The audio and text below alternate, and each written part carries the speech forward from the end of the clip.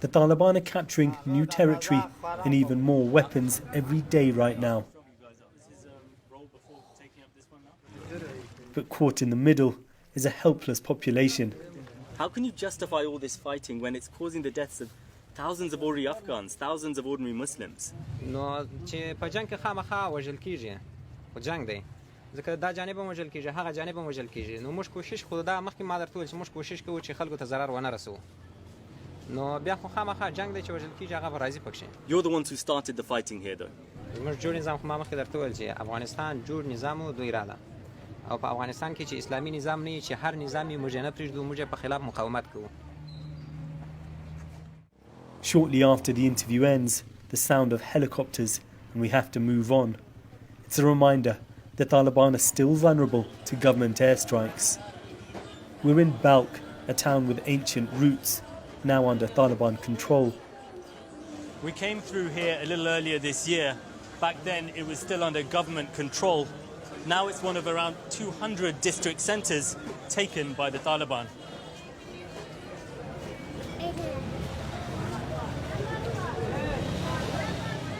The market remains busy. Women have apparently been allowed to come here without male companions if they need to. But elsewhere, Taliban commanders have reportedly banned them. Haji Hekmat is a local Taliban leader. He insists residents are grateful that corrupt government officials have been overthrown.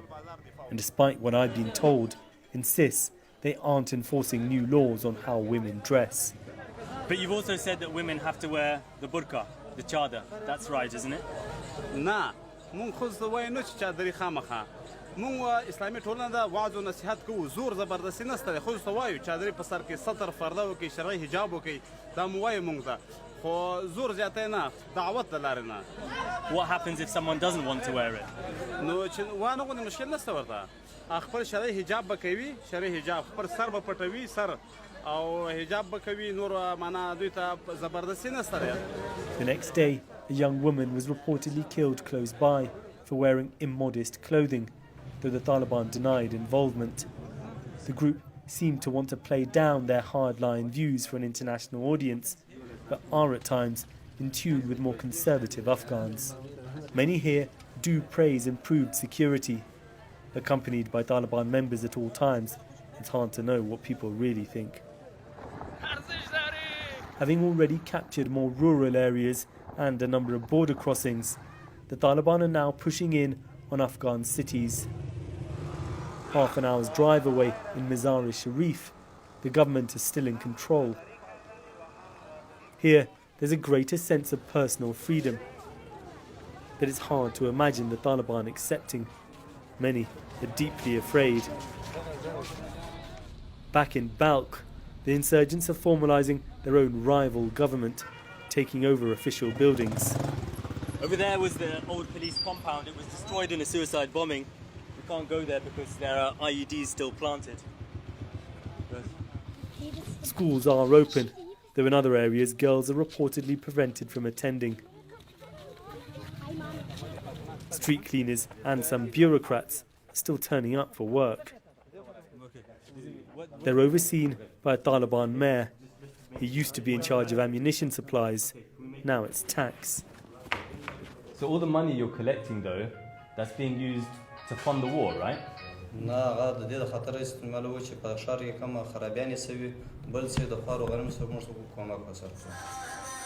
At the local radio station, the Taliban have asserted their authority too, banning non-Islamic music being played in public.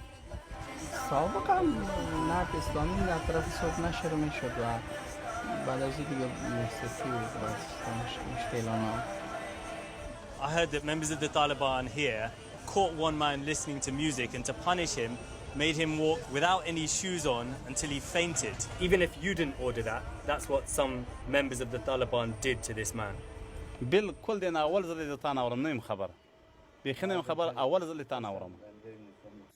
Many fear the Taliban want to resurrect their practice of brutal punishments.